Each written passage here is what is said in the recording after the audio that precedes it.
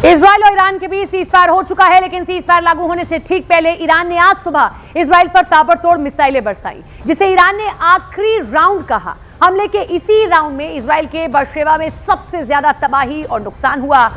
तो जैसा कि आप देख सकते हैं, ईरान में जश्न थमने का नाम नहीं ले रहा, क्योंकि ईरान ने दुनिया को बता दिया था कि उसका मुकाबला इस्राइल और अमेरिका दोनों के साथ था। ईरान इजराइल युद्ध का अंत देखकर कई भारतीयों को डेजावू महसूस हुआ होगा, यानी उन्हें ऐसा लगा होगा जैसे ये सब पहले हो चुका है। 7 मई को हुए भारत पाकिस्तान युद्ध में कुछ ऐसा ही हुआ था। आप इस युद्ध के घटना और दुनिया आपको नजरअंदाज कर रही हो तो सवाल उठते हैं पाकिस्तान पर नहीं, आपकी विदेश नीति पर। एससीओ की बैठक में एक ऐसा संयुक्त बयान तैयार हुआ जिसमें बलूचिस्तान का जिक्र था, मगर पहलगाम जैसे भयानक आतंकी हमले का नामो निशान तक नहीं। ईरान पर अमेरिकी बमबारी के बारे में CNN की यह वो रिपोर्ट है जिसने अमेरिकी राष्ट्रपति ट्रंप की नींद हराम कर दी है। उसी ने आदेश दिया है कि मारो इजराइल पे, मार दिया इजराइल पे मिसाइल। अमेरिका 5 गो हेलीकॉप्टर लेके घुस गया कहां पे? ईरान में। रूस अपने आदमी को भेजा कहां पे? ईरान में। ये लो हथियार, मारो अमेरिका को। अब क्या ये दोनों दोस्त कभी अमेरिका के समर्थक होंगे? अब प्लान बनाया सब कि 4 गो हेलीकॉप्टर में कमांडो रहेंगे सब। बड़ी ढीठ है सर, कूच कांच के रद्द कर दिया। लेकिन ईरान इजराइल युद्ध का अंत देखकर कई भारतीयों को डेजावू महसूस हुआ होगा, यानी उन्हें ऐसा लगा होगा जैसे ये सब पहले हो चुका है। 7 मई को हुए भारत पाकिस्तान युद्ध में कुछ ऐसा ही हुआ था। आप इस युद्ध के घटनाक्रम और ईरान इजराइल युद्ध के घटनाक्रम को देख सकते हैं, और अगर देखेंगे तो समानताएं दिखेंगी। पहली समानता, हमला ताकतवर देश ने किया। भारत पाकिस्तान युद्ध में सबसे पहले भारत ने पाकिस्तान के आतंकी ठिकानों पर मिसाइल हमले किए। ठीक वैसे इजराइल ईरान युद्ध में इजराइल ने ईरान के परमाणु ठिकानों पर हमले किए। दूसरी समानता, लक्ष्य हासिल करके ही दम लिया। भारत का लक्ष्य था आतंकियों के हेडक्वार्टर और कैंप्स को तबाह करना, जो उसने पूरा किया। इजराइल का लक्ष्य था परमाणु ठिकाने और मिसाइल फैक्ट्री नष्ट करना, इजराइल ने यह भी करके दिखाया। तीसरी समानता, बड़े हमले के बाद युद्ध विराम की चर्चा शुरू हुई। पाकिस्तान के ड्रोन मिसाइल अटैक के जवाब में भारत ने सैन्य बेस पर ब्रह्मोस मिसाइलें दागी, जिसके बाद पाकिस्तानी सीजफायर मोड में गया। ठीक वैसे इजराइल की अपील पर जब अमेरिका ने ईरान के फोर्डो न्यूक्लियर प्लांट पर सबसे बड़ा हमला किया तो ईरान दहशत में आ गया, सीजफायर मोड ऑन। चौथी समानता, डोनाल्ड ट्रंप युद्ध विराम का ऐलान करते हैं। पाकिस्तान ने भारत के युद्ध विराम की अपील की थी, डोनाल्ड ट्रंप ने जबरदस्ती एंट्री की, और इसको लेकर भारत ने जब अपना रुख साफ किया उसके बाद भी वो कहां मानने वाले हैं। डोनाल्ड ट्रंप ने ईरान इजराइल युद्ध रुकवाने का दावा किया, खुद से ही युद्ध विराम की घोषणा कर दी। पांचवी समानता, खुद को विजयी बताकर जश्न का ऐलान। पाकिस्तान ने गिड़गिड़ाते हुए भारत से युद्ध विराम किया था, इसे अपनी जीत बताने लगे। मतलब सारे उनके आतंकी ठिकाने, एयर बेसिस, सब पर भारत ने जबरदस्त हमले किए। उसको नुकसान हुआ लेकिन अपनी जीत बता रहा था, और यही काम आज ईरान करता हुआ दिखाई दे रहा है, बावजूद इसके कि उसके जो न्यूक्लियर ठिकाने हैं उस पर हमला हुआ। डोनाल्ड ट्रंप ने अभद्र भाषा का इस्तेमाल किया और इस्राइल को सीधे चेतावनी दी कि युद्ध विराम का उल्लंघन मत करो, अपने पायलट्स को वापस बुलाओ। ट्रंप इस वक्त इस्राइल से नाराज हैं। उसका परिणाम यह हो रहा है दोस्तों कि दुनिया भर में इस्राइल अलग थलग पड़ रहा है। आज इस बड़े कार्यक्रम में दोस्तों मैं चर्चा करने जा रहा हूं कि आने वाले दिन इस्राइल के लिए कितने मुश्किल होने वाले हैं। मगर सबसे पहले दोस्तों मैं आपके सामने एक वीडियो पेश करना चाहता हूं जिसमें आप देख सकते हैं लोगों में, ईरान के लोगों में किस तरह की बेतहाशा खुशी है। हालांकि एक हकीकत है दोस्तों कि इस जंग में उसके कम से कम 900 लोग मारे गए थे। हां, उन्होंने अमेरिका और इस्राइल को जवाब भी दिया है, मगर 900 लोग मारे भी गए हैं। देखिए ईरान की सड़कों पर कैसे जश्न मन रहा है, देखा जाए।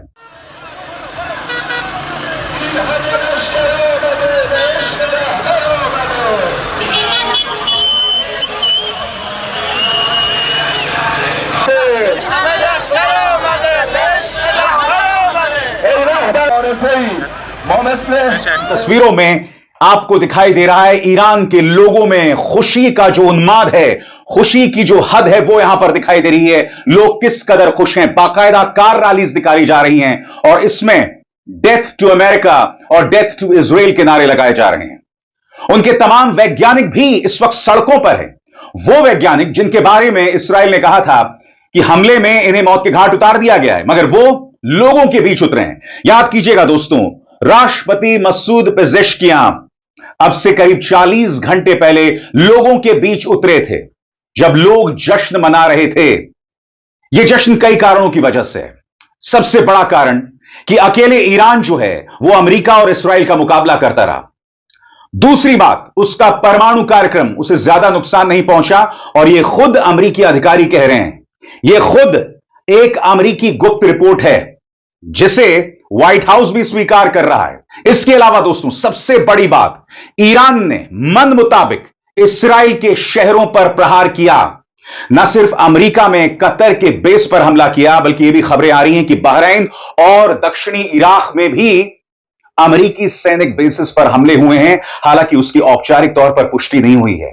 चंद सेकंड के बाद चलते हैं वीडियो के बच्चे से की तरफ। ईरान की फतह के बाद ईरान में जश्न मनाया जा रहा है। ये सब देखकर भारतीय मीडिया पागल हो गया। मजीद इसके ऊपर भारतीय मीडिया क्या कहता है, आइए आपको दिखाते हैं। लेकिन उससे पहले जो चैनल पर न्यू है, चैनल को सब्सक्राइब जरूर कर लीजिएगा। दोस्तों, ईरान ने अमेरिका के खिलाफ सीज फायर के बाद भी हथियार नहीं डाले हैं। सीज फायर के ऐलान के बाद भी अमेरिका के खिलाफ ईरान ने घेराबंदी जारी रखी है। इसी बीच खामनेई के आदेश पर ईरान की संसद ने एक ऐसा फैसला पास कर दिया, एक ऐसा नियम बना दिया जिसने इजराइल और अमेरिका दोनों पर एक ही तीर से दो निशाने कर दिए हैं। दोस्तों, ईरान की संसद में IAEA यानी अंतरराष्ट्रीय परमाणु ऊर्जा एजेंसी को अपने देश में यानी ईरान में बैन करने का विधेयक पारित कर दिया गया है। अब अमेरिकी परमाणु ऊर्जा एजेंसी को ईरान में घुसने से पहले ईरान की परमिशन लेनी होगी, और अगर ऐसा नहीं किया तो ईरान घुसपैठ के नजरिए से कार्रवाई करेगा। दोस्तों, यही वो अमेरिकी एजेंसी है जिसकी रिपोर्ट पर इजराइल ने ईरान पर हमला किया था। इसी एजेंसी ने बताया था कि ईरान ने जरूरत से ज्यादा यूरेनियम जमा कर लिया है। ईरान ने इस युद्ध के बाद अपनी हर कमजोरी के ऊपर काम करना शुरू कर दिया है। दोस्तों, इजराइल कहता है कि उसने ईरान पर हमला करके ईरान को परमाणु बम बनाने से 4-5 साल पीछे कर दिया है। अमेरिका कहता है कि हमने ईरान का यूरेनियम और परमाणु साइटें जो हैं उन्हें खत्म कर दिया है, जबकि अंतरराष्ट्रीय परमाणु ऊर्जा एजेंसी IAEA कहती है कि ईरान में कोई न्यूक्लियर लीकेज हुआ ही नहीं। अमेरिकी अखबार ये कहते हैं कि ईरान पर ट्रंप के हमले से कोई नुकसान नहीं हुआ। अमेरिकी अखबार न्यूयॉर्क टाइम्स और CNN के दावों से ट्रंप तिलमिलाए घूम रहे हैं। ट्रंप को तगड़ा झटका लगा। और दुनिया आपको नजरअंदाज कर रही हो तो सवाल उठते हैं पाकिस्तान पर नहीं, आपकी विदेश नीति पर। एससीओ की बैठक में एक ऐसा संयुक्त बयान तैयार हुआ जिसमें बलूचिस्तान का जिक्र था, मगर पहलगाम जैसे भयानक आतंकी हमले का नामो निशान तक नहीं। जागना चाहिए, लेकिन जब दुनिया जागी तो पहलगाम नहीं बलूचिस्तान याद रहा। भारत ने विरोध जताया, राजनाथ सिंह ने साइन करने से इनकार कर दिया। मगर असली सवाल यह है, क्या अब भारत की बात दुनिया सुन भी रही है या नहीं सुन रही है? आखिर क्यों भारत की पीड़ा पर अंतर्राष्ट्रीय मंच खामोश है? क्या भारत बार बार कूटनीतिक तौर पर अकेला पड़ रहा है? और क्या अब वक्त आ गया है कि विदेश नीति को चाटुकारिता से निकालकर वास्तविकता से जोड़ने का? नमस्कार, मैं हूं अंकुर, आप देख रहे हैं सत्य का खास कार्यक्रम बेबाक मुकेश। मुकेश जी, जो मैंने जिक्र किया, एससीओ की बैठक में पहलगाम का जिक्र ही नहीं, इसको कैसे देखते हैं? और बलूचिस्तान का जिक्र है। ये हमारी डिप्लोमेटिक फेलियर का एक और नमूना है। ये एक बार फिर से ये साबित करता है कि भारत कैसे अंतर्राष्ट्रीय मंचों पर अलग थलग पड़ रहा है, अकेला पड़ रहा है। अब एससीओ की मीटिंग जो जिसमें डिफेंस मिनिस्टर्स की मीटिंग थी ये, और जो एससीओ का चार्टर है उसमें स्पष्ट रूप से उल्लेख है कि राजनीतिक, आर्थिक और सुरक्षा संबंधी मुद्दों पर ये एकजुट होकर काम करेंगे। और जो सुरक्षा संबंधी मुद्दे हैं उनमें आतंकवाद भी शामिल है।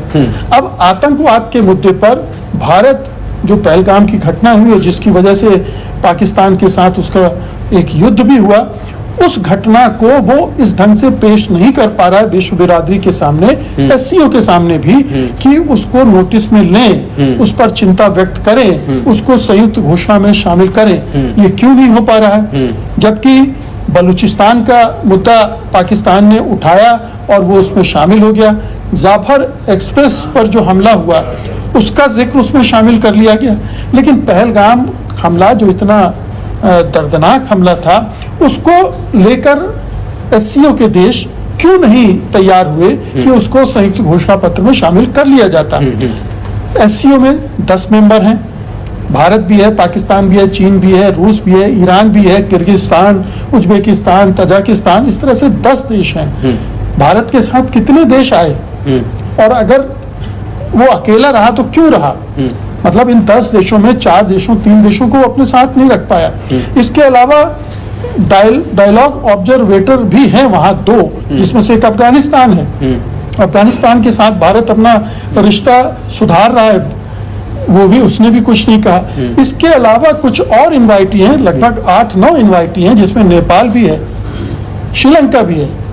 मतलब इतने सारे देश हैं और किसी की तरफ से कोई चूक नहीं हुई पहलगाम की घटना पर। किसी ने और ने उसका जिक्र भी नहीं किया उस मंच पर, जो 2 या 3 दिन का ये सम्मेलन था, उसमें कहीं इसका जिक्र भी नहीं हुआ। तो ये क्या बताता है? या तो भारत सरकार जो पहलगाम को एक मुद्दा बनाना चाहती है अंतर्राष्ट्रीय स्तर पर, उसको कन्विंस करने के लायक उसके पास सबूत नहीं है। वो ये नहीं बता पा रहा है कि ये सचमुच में क्रॉस बॉर्डर टेररिज्म का मामला था। उसको लोग अभी इसी तरह से देख रहे हैं कि ये कश्मीर का होम ग्रोन टेररिस्ट अटैक था, ये कहीं दूसरी जगह से नहीं आया था। तो जब तक आप लोगों को बताएंगे नहीं, आपने दुनिया भर में सर्वदलीय प्रतिनिधिमंडल भेजे, वो घूम घाम कर लौट कर आ गए, कहाँ गए, किनको कन्विंस किया? क्या ये जो मुल्क थे एससीओ में जो साथ बैठकर इस पर बात कर रहे थे, उन देशों में भी गए थे हमारे शशि थरूर और दूसरे विद्वान सांसद? एएनआई ने कवर किया था, भारत में बताया जा रहा था कि पाकिस्तान को एक्सपोज करने गए और एक्सपोज कर रहे हैं, तो फिर उसका फायदा नतीजा तो ये दिख रहा है। और बिल्कुल, और ये भी ध्यान में रखना चाहिए कि कहीं ये इस बात का नतीजा तो नहीं है कि भारत ने जब एससीओ ने ईरान पर इजरायली हमले के विरोध में कड़ा बयान जारी किया था, तो उसमें भारत ने अपने आप को से अलग कर लिया था। तो जब किसी दूसरे देश पर हमला हो रहा होता है, तब आप अपने आप को अलग थलग कर लेते हैं, क्योंकि तो आप बैलेंस करने के चक्कर में हैं, तो दूसरे देश भी बैलेंस करने लगे फिर।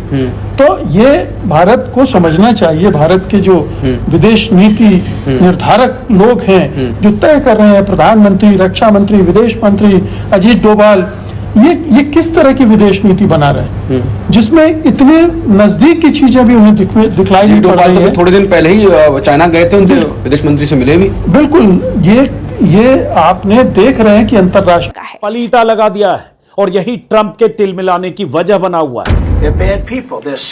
क्या है इस रिपोर्ट में? इजराइल क्यों बेचैन था? क्यों चाहता था कि अमेरिका उसकी मदद के लिए आए? इतने बड़े हमले के बाद भी ईरान क्यों है बेफिक्र? सब कुछ है इस रिपोर्ट में, इसी वीडियो में देखिए विस्तार से। नमस्कार दोस्तों, अमेरिकी दादागिरी के सामने आखिर ईरान का वो बूढ़ा नहीं झुका। ईरान के उस बुजुर्ग सुप्रीम लीडर पर चाहे जितने आरोप हों, लेकिन 12 दिन के जंग में 86 साल के उस लीडर ने दिखा दिया कि अमेरिका जैसे सुपर पावर के सामने वो सरेंडर नहीं करेगा, अमेरिकी धमकियों के सामने नहीं झुकेगा। ट्रंप ने आयतुल्लाह खामेनेई को अनकंडीशनल सरेंडर करने को कहा, यह कहकर कि ईरान के आसमान पर हमारा कब्जा है, वो कहां छिपे हैं मैं जानता हूं। ट्रंप ने एक तरह से खामेनेई को जान से मारने की धमकी दी। आयतुल्लाह खामेनेई नहीं झुके। ट्रंप ने यहां तक कहा कि ईरान के सुप्रीम लीडर हमारे इजी टारगेट है, लेकिन अभी हम उन्हें नहीं मारेंगे। लेकिन खामेनेई ने सरेंडर करना नहीं कबूल किया, बल्कि जवाब दिया कि हम ऐसी धमकियों से डरने वाले नहीं हैं। खामेनेई ने ट्रंप को जवाब में कहा कि जो ईरान का इतिहास जानते हैं, वो जानते हैं कि ईरानी सरेंडर नहीं करते। इजरायली प्रधानमंत्री नेतन्याहू ने ईरान के आसमान पर सैकड़ों बम बरसाए।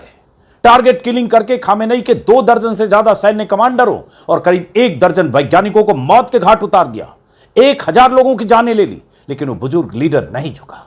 उसके मिलिट्री कमांडर इजराइल के हमलों का जवाब देते रहे। अपने एयर डिफेंस सिस्टम और आयरन डोम पर इतराने वाले इजराइल में मिसाइलें भेजकर तबाही मचाते रहे। इजराइल के उस गुमान को ध्वस्त करते रहे कि उसके पास दुनिया का सबसे बेहतरीन एयर डिफेंस है और कोई हमला उसे तबाह नहीं कर सकता।